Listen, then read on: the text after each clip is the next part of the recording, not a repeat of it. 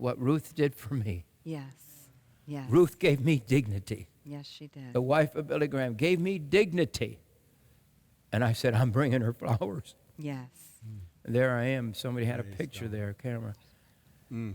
And the only reason I want to lay flowers at Billy Graham's grave is just to show my heart. I don't know how to show my heart. Do you understand that? I just want to say, thank you, Billy. Yes. I never pushed my way into people saying, I never, but I want to honor in this last moment. I'm so thankful for what Billy has done for the world. For the world. But when I was in that prison, the lowest day probably up to that moment in the prison, I was sick. I had pneumonia. I never once laid in my bunk in my cell and did not do my job. I cleaned toilets for 5 years, every day. I would not lay in the bed, even though I felt like I was dying, I got pneumonia.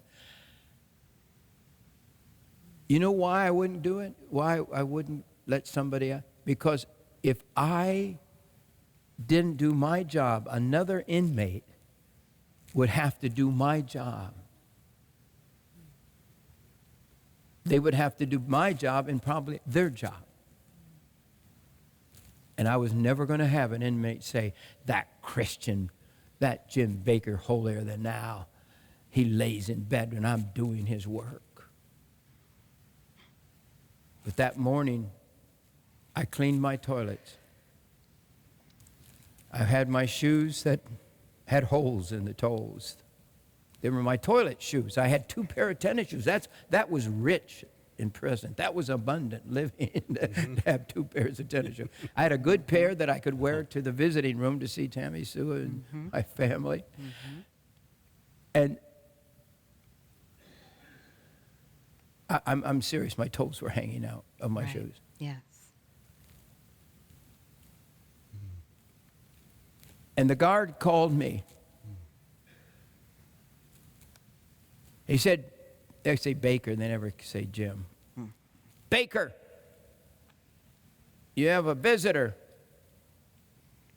And I said, it's not visiting day.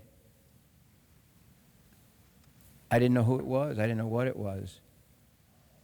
He said, you need to go to the warden's office right now. And I thought, oh, God, help me. I'm in trouble. Going to the warden's office usually meant they're going to, yeah, that's the principal's office if you're a kid. It really is. I had on my old clothes. I had on my wrinkled toilet cleaning clothes, not my visiting my family clothes. It's 2 different sets of clothes you had. Yes, perfectly pressed. And And your ragged tennis shoes? my ragged tennis shoes. And also, I had hair. But Disheveled. it was so disheveled because they wouldn't give you anything.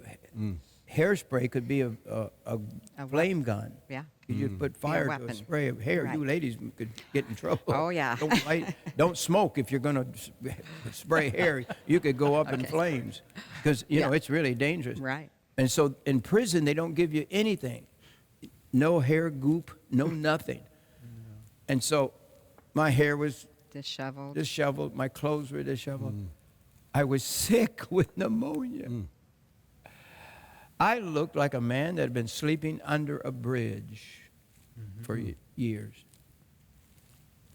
So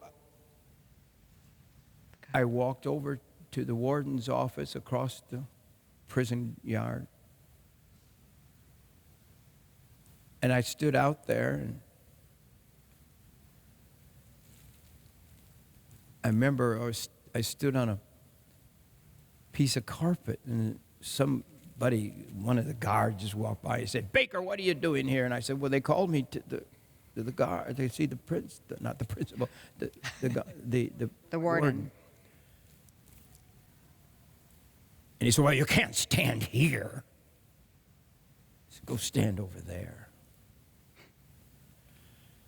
Somebody came out of the office, and they said, Bakker, you have a visitor.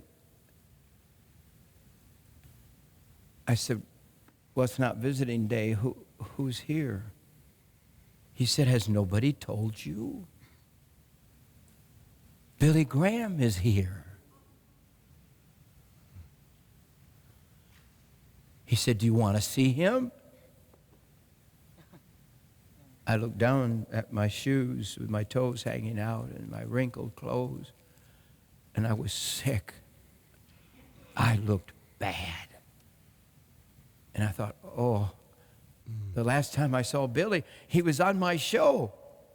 I have a picture of it right there. He was the only picture I have of Billy and me on a show. And the last time I had been with Billy Graham, I was on TV with the who's who of the world. The who's who of the world at a meeting at the National Religious Broadcasters Convention. We've been honored to be the program that would bring that meeting to the world. Right. And I thought, oh, I don't want him to see me looking like this. But he came, so I had to go out. I walked into the room, and there was the warden was there, and assistant wardens, and everybody wanted to see Billy Graham. Yeah. But when I walked in, all I could see is this 6-foot-something man, and I'm a 5-foot-something guy. And I walked in. He threw his arms around me. And he held me. Wow. And he said, Jim, I love you. Yes. How could anybody love me looking like that? I had been disgraced to the world. And a man who on the radio, like a day before, I'd heard, this is what I heard. Billy Graham voted as one of the top 3 most respected men in the world. And here he is in my prison, holding me in his arms, telling me that he loved me. Wow. And I didn't feel love very much anymore.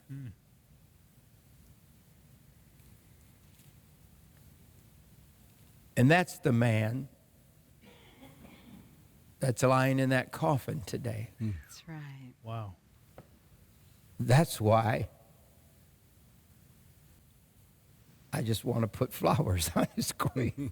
Yes. That sounds silly, but there's nothing else I can do for him but preach the gospel and win souls to Jesus Christ. Amen. Because that's the passion of his heart. Right.